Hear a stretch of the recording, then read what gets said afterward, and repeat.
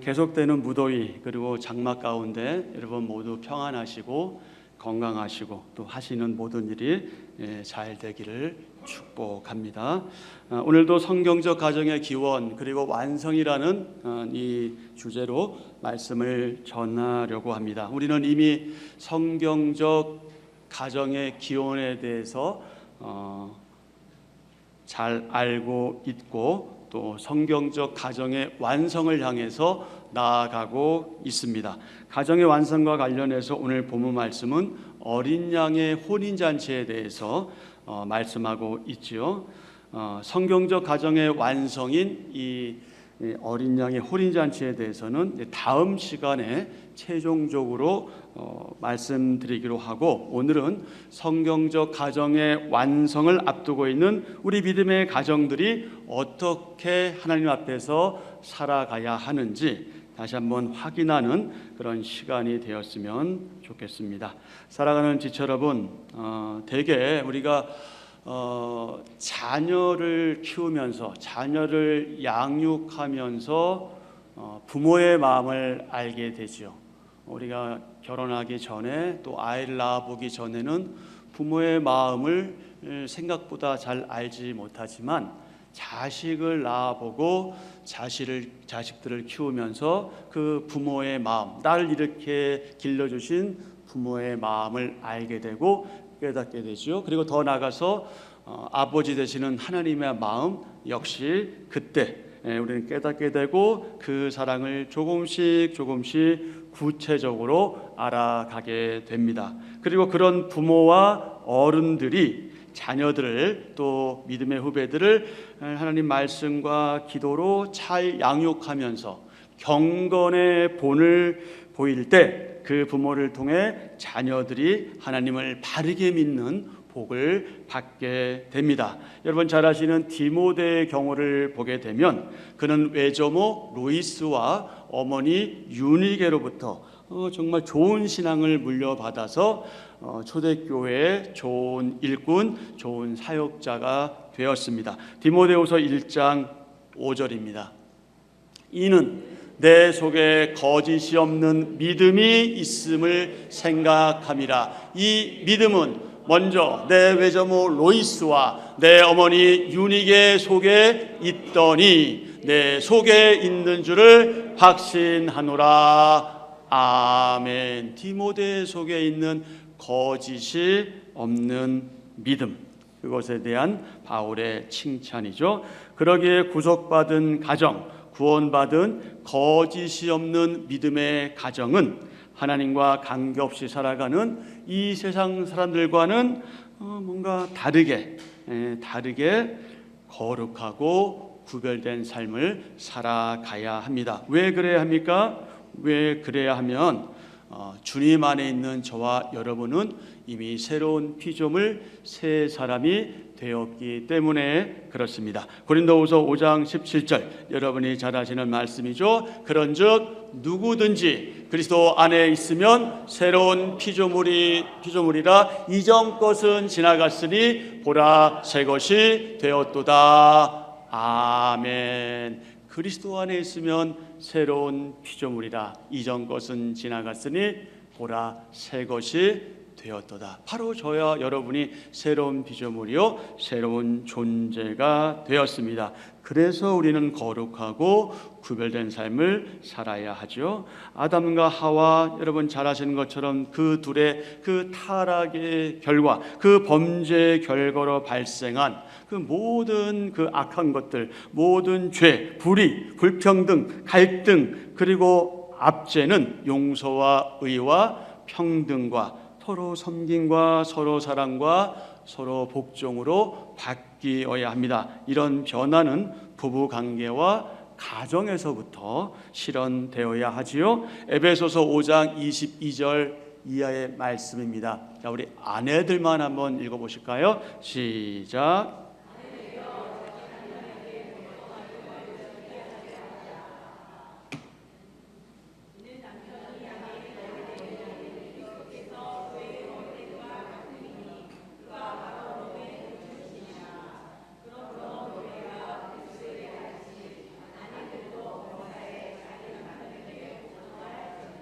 아멘. 예. 아멘. 예, 이번엔 남편들만 시작.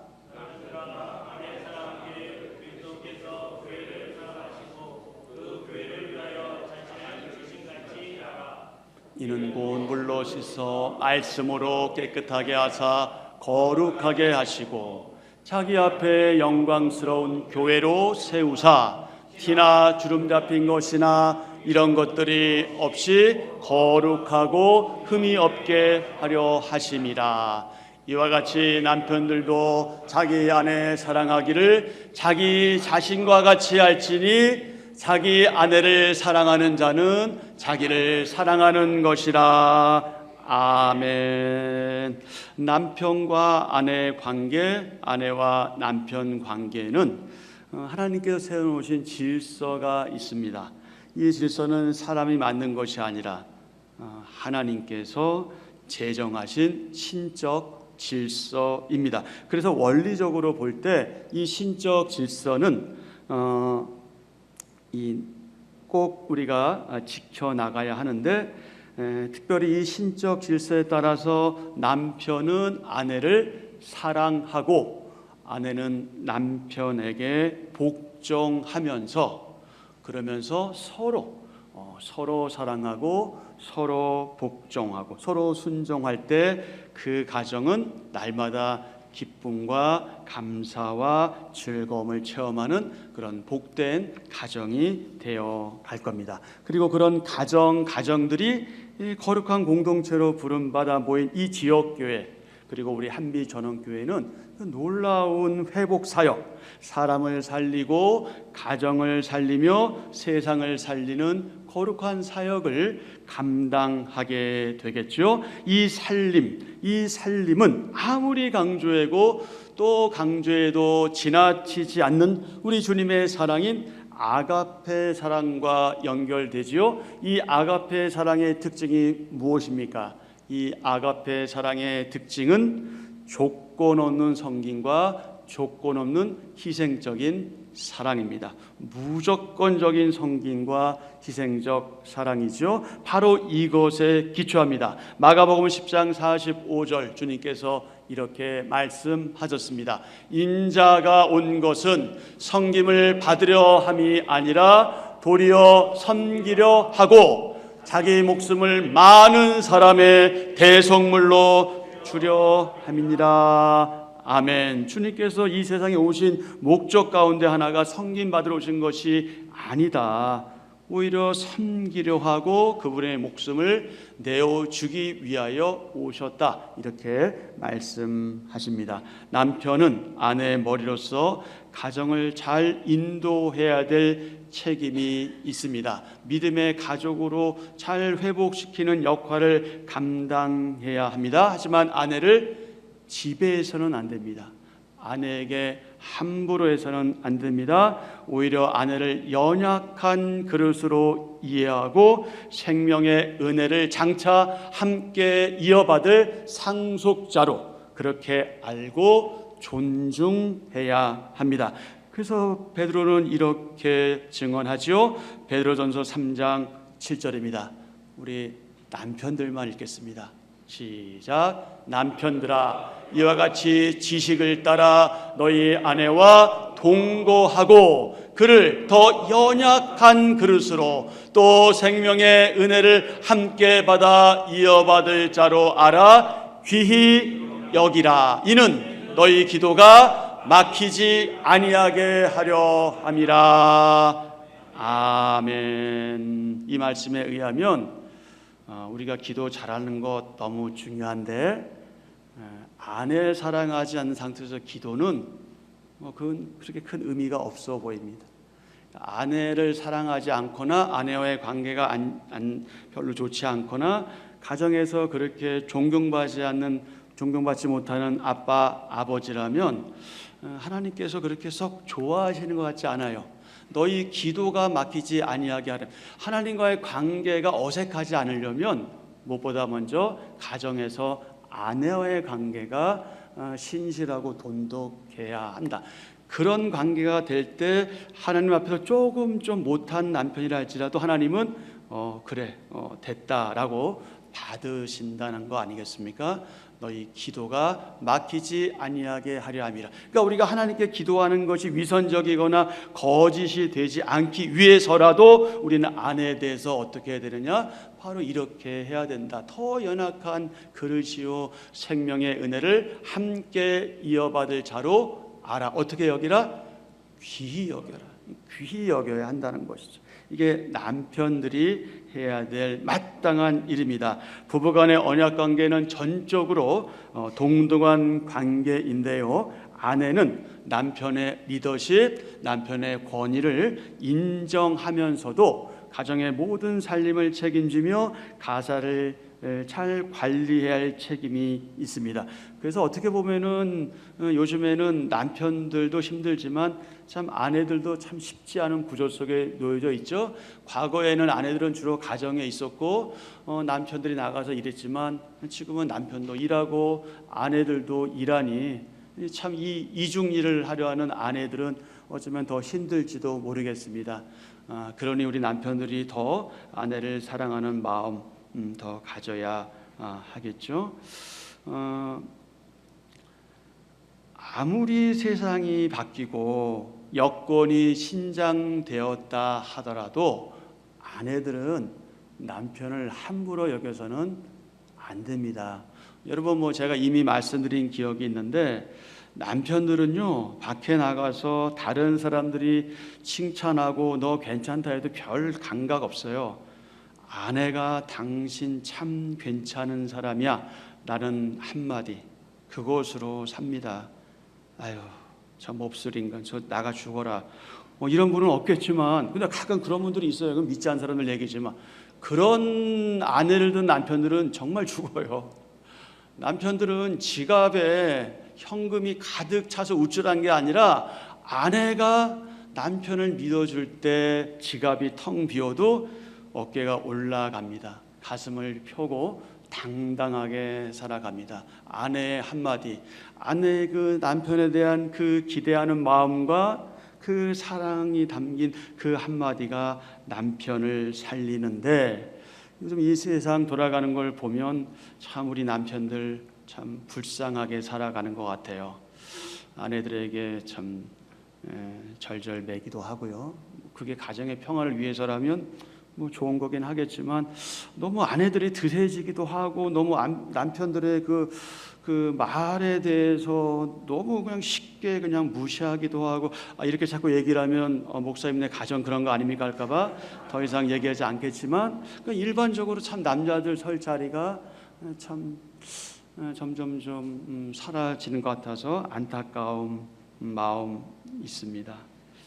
하나님께서 부여하신 신적 질서와 권위가 남편에게 있음을 인정하시고 남편을 더욱더 귀하게 여기는 아내들 되었으면 참 좋겠습니다. 아내와 남편, 남편과 아내가 서로 사랑하고 서로 복종하되 질서대로 각각 자신의 본분을 다할 때 그럴 때 건강한 부부생활, 건강한 가정생활이 가능해지겠죠. 하지만 여러분 불행하게도 우리가 살고 있는 이 세상은 점점점 이상해져 가고 있습니다. 하나님께서 원래 계획하시고 의도하신 그런 세상과는 점점점 멀어지고 있어요. 그래서 우리가 자주 그렇게 접하고 있는 이 세상의 그 생각들, 이 세상의 사고방식들, 인본주의 사상들 이런 것들은 이 세상의 모든 권위체제라든지 질서라든지 이런 것은 이 권력 행사를 통한 억압하는 것이다. 권위는 안 좋은 것이다. 이렇게 주장하면서 자꾸 그렇게 권위를 거부하는 그런 시대를 살아가고 있지요. 그래서 그 영향 때문인지는 몰라도 가정에서 가장의 권위는 그렇게 인정받지 못하고 실추된 상태에 있는 것처럼 보입니다. 이런 현상은 성경을 통해 계시된 이 가정에 대한 신적 기원과 권위 체제를 부정하는 것이기 때문에 이것이 가정 해체를 가속시키는 원인 가운데 하나로 작용하고 있기도 합니다. 사랑하는 지체 여러분, 그래서 남편과 아내와 남편의 사랑은 두 사람 모두가 그리스도의 참 사랑, 예수님의 그 사랑 안에 거할 때 비로소 부부의 하나됨과 사랑이 온전해지지요. 우리는 이 사실을 잊지 말고 기억해야 합니다. 그리고 그런 믿음의 부모들에게 책임이 주어져 있는 게 있죠. 여러분이 잘 알고 있는 것처럼 자녀들에 대한 책임입니다. 자녀들을 노엽게 하지 말고 주의 말씀과 교훈으로, 그리고 훈련시키고 훈계해야 될 책임이 바로 우리 믿음의 부모들에게 있죠. 여러분이 잘 아시는 에베소서 6장 4절, 골로새서 3장 21절입니다. 다 같이요. 또 아비들아, 너희 자녀를 노엽게 하지 말고 오직 주의 교훈과 훈계로 양육하라. 아멘. 아비들아, 너희 자녀를 노엽게 하지 말지니 낙심할까 함이라. 아멘. 믿음의 자녀들 또한 부모에게 순종해야 합니다. 그런 자녀들에게는 주님 안에서 부모를 순종할 때 잘 되고 땅에서 오래 살 것이라는 약속이 주어져 있습니다. 출애굽기, 신명기, 에베소서 말씀을 차례대로 보겠습니다. 먼저 출애굽기 10장 12절, 내 부모를 공경하라. 그리하면 내 하나님 여호와가 내게 준 땅에서 내 생명이 길리라. 아멘. 너는 내 하나님 여호와께서 명령하신 대로 내 부모를 공경하라. 그리하면 내 하나님 여호와가 내게 준 땅에서 내 생명이 길고 복을 누리리라. 아멘. 자, 우리 자녀들만, 되게 다 자녀들이네요, 우리 모두가. 자, 자녀들아, 주 안에서 너희 부모에게 순종하라. 아멘. 아멘. 계속이요. 내 아버지와 어머니를 공경하라. 이것은 약속이 있는 첫 계명이니 이로써 내가 잘 되고 땅에서 장수하리라. 아멘. 아멘. 그런데 많은 가정들에서 그것도 하나님을 아버지로 모시고 산다고 하는 가정들에서도 이 같은 하나님 말씀에 잘 순종하지 못하고 자기 중심적인 생각, 지나친 자기 주장만 내세우기 때문에 가정이 약화되고 있는 게 아닌가 싶습니다.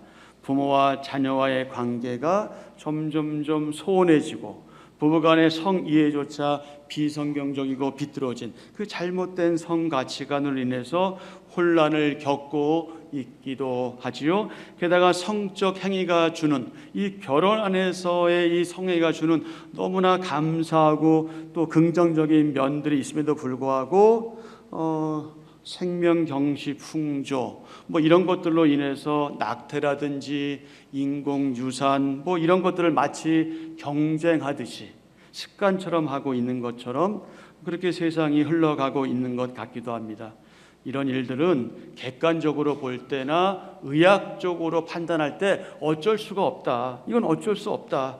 그렇게 할 수밖에 없다 하는 그 안타까운 상황인 것을 우리가 이해한다 하더라도 기본적으로 고귀한 생명을 주신 여호와 하나님, 그분의 주권에 대해서 도전하는 행위가 되기 때문에 이건 무척 무서운 일이죠. 가정에서 주신 자녀들 있지요. 우리에게 주신 자녀들 있습니다. 그들은 정말 복된 선물입니다. 물론 한 아이 키우기 얼마나 힘든지 다 말할 수 없죠. 많은 물질, 돈, 정성, 시간, 말할 수 없이 많은 것들을 우리가 투자하고 헌신하지 않으면 아이를 키워낼 수가 없죠. 그래서 요즘 많은 부부들은 아이를 낳고 싶어하지 않고 낳기를 원하지 않기도 하죠. 근데 참 그게 안타까운 것은 그렇게 자식을 원해도 아이를 낳을 수 없는 그런 분들이 있는 걸 생각한다면 참 어쩌면 사치스러운 일인지도 모르겠습니다.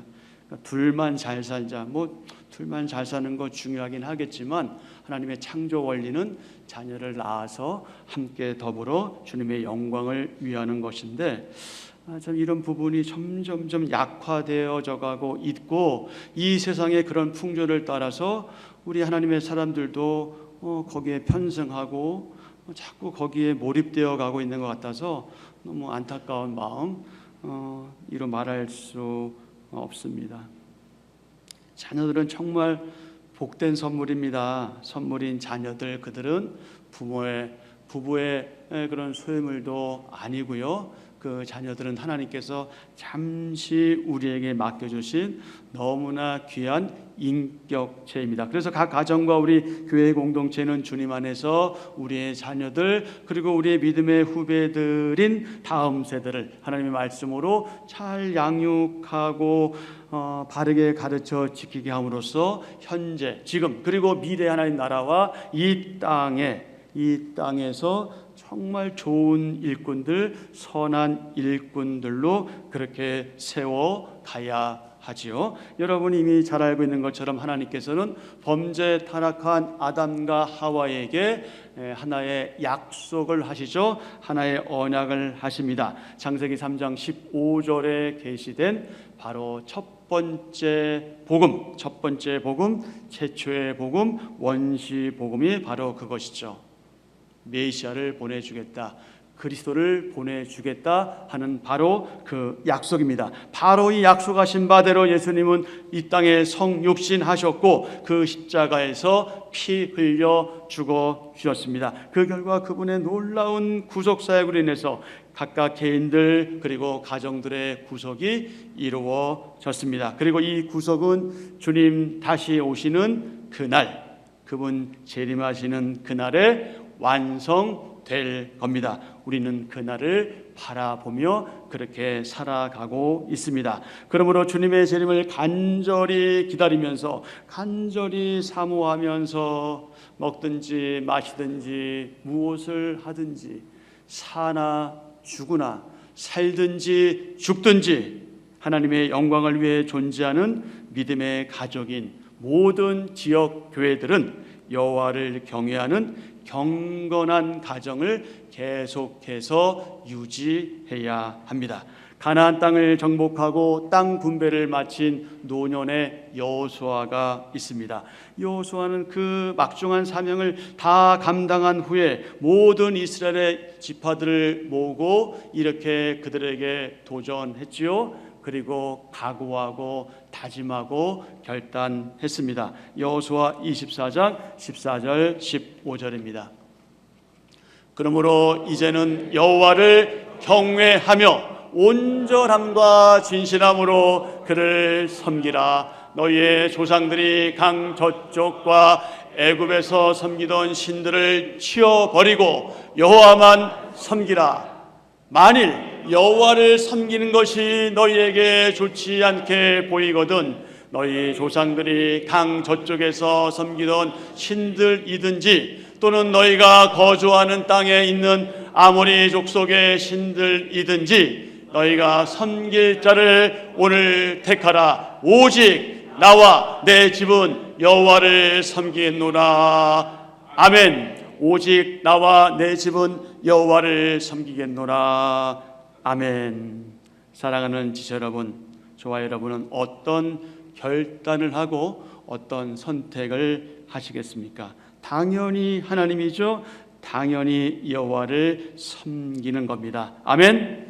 아멘. 신약 성경 사도행전에 소개된 로마인 백부장 고넬료가 있습니다. 고넬료는 어떤 사람이었고 그의 가정은 어떠했습니까? 고넬료는 여호수아처럼 오직 나와 내 집은 여호와를 섬기겠다고 고백한 사람인 것 같습니다. 고넬료는 하나님을 경외하고 백성을 많이 구제하며 하나님께 항상 기도하는 사람이었습니다. 그리고 그의 가정 또한 하나님을 바르게 믿는 경건한 가정이었습니다. 사도행전 10장 1절 2절입니다. 가이사라에 고넬료라는 사람이 있으니 이달리아 부데라 하는 군대의 백부장이라. 그가 경건하여 온 집안과 더불어 하나님을 경외하며 백성을 많이 구제하고 하나님께 항상 기도하더니 아멘. 그러던 고넬료와 그의 가족들은 마침 누구를 만납니까? 베드로를 만나죠.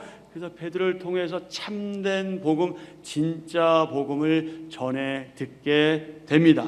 그 결과 이른바 성령 세례를 경험하게 되지요. 사도행전 10장 44절 이하의 말씀입니다. 베드로가 이 말을 할 때 성령이 말씀 듣는 모든 사람에게 내려오시니 베드로와 함께 온 할례 받은 신자들이 이방인들에게도 성령 부어 주심으로 말미암아 놀라니 이는 방언을 말하며 하나님 높임을 들음이더라. 이에 베드로가 이르되 이 사람들이 우리와 같이 성령을 받았으니 누가 능히 물로 세례를 베품을 그 말이요 하고 명하여 예수 그리스도의 이름으로 세례를 베풀라 하니라. 아멘. 한편 그 초대교회 감독, 요즘 말로 하면 목사죠. 감독, 장로, 집사와 같은 직분자들, 그 직분자들을 세울 때 이 가정과 관련된 내용을 아주 직분자 선택에 있어서 아주 중요한 요소로 그렇게 삼았습니다. 디모데전서 3장, 디도서 1장 관련된 내용입니다. 먼저 디모데전서 3장 4절, 5절, 10절입니다. 자기 집을 잘 다스려 자녀들로 모든 공손함으로 복종하게 하는 자라야 할지며 사람이 자기 집을 다스릴 줄 알지 못하면 어찌 하나님의 교회를 돌보리요. 집사들은 한 아내 남편이 되어 자녀와 자기 집을 잘 다스리는 자일지니 아멘. 디도서 1장 5절 6절.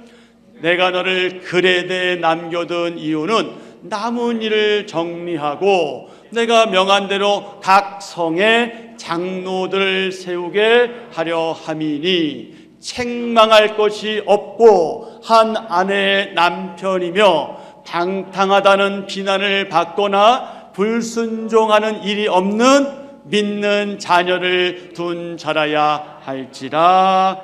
아멘. 이런 말씀이 있어. 나는 여기 해당 안 되니까 난 직분자 못하겠네.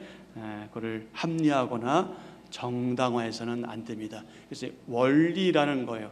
이것이 본질이라는 거예요. 그래서 여기에 못 묻히는 것을 우리가 안타까워하고 하나님 앞에 죄송하게 생각해야지 당당하게 그래요 난 여기 못 미치니까 난 직분자 안 하면 그만이죠. 이런 자세는 우리 가운데 있어서는 안 되는 일이죠.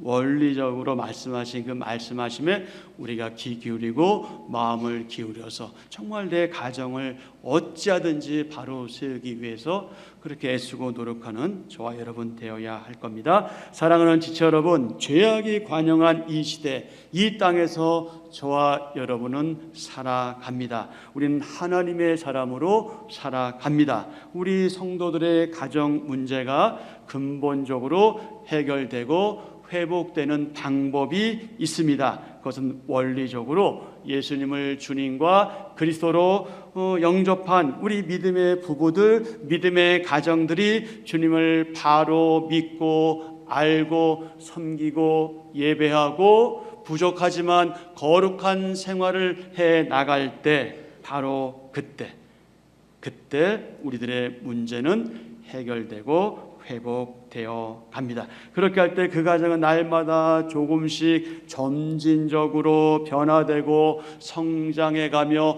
성숙해질 뿐만 아니라 말 그대로 이 땅에 이 가정의 지상 낙원이 우리 가운데 펼쳐지게 될 겁니다. 사랑하는 지체 여러분, 한 사람이 하나님의 은혜와 그 성령님의 역사심으로 예수님을 주님과 그리스도로 믿고 자신의 죄를 회개하여 거듭나면 그는 의롭다고 인정받게 됩니다. 너는 더 이상 죄인이 아니다, 이렇게 인정받게 되지요. 그리고 하나님의 자녀로 인치심을 받아 하나님을 아빠, 아버지로 부를 수 있게 됩니다. 이는 우리가 하나님의 양자로 입양된 것을 보증하시는 양자의 영이신 성령님께서 이런 우리를 하나님의 자녀라고 증언하시기 때문에 그렇습니다. 로마서 8장 14절 15절입니다.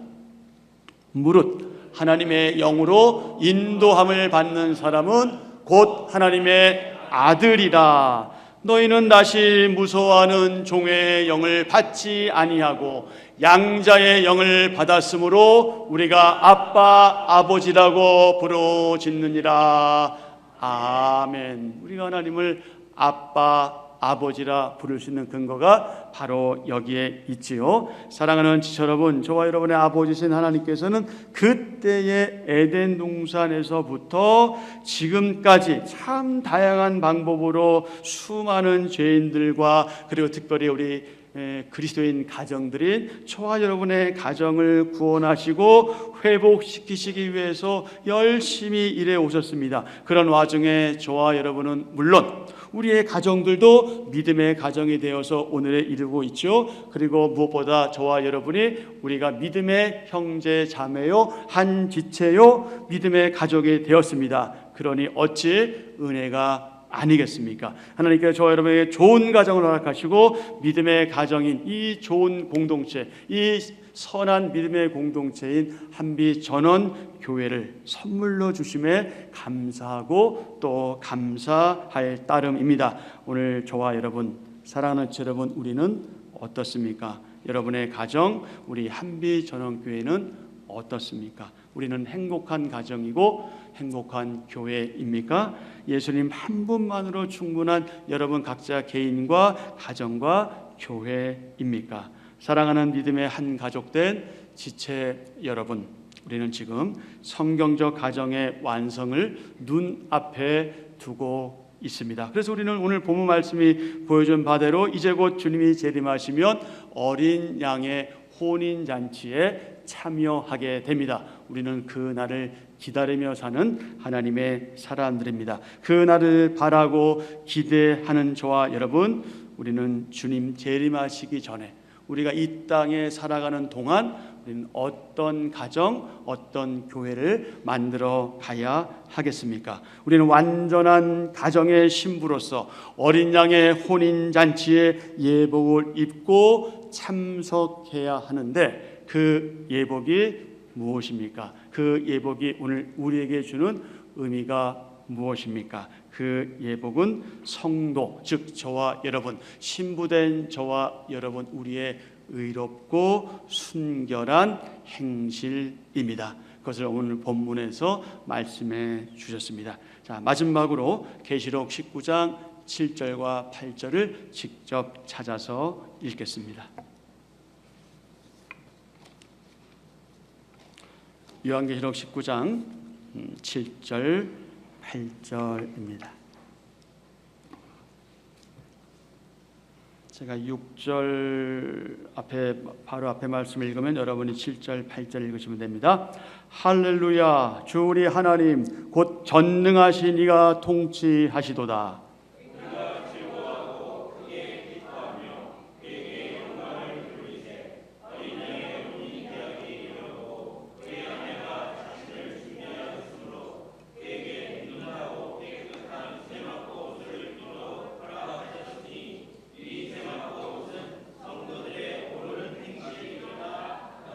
아멘. 천사가 내게 말하기를 기록하라. 어린 양의 혼인 잔치에 청함을 받은 자들은 복이 있도다. 이것은 하나님의 참되신 말씀이라. 아멘.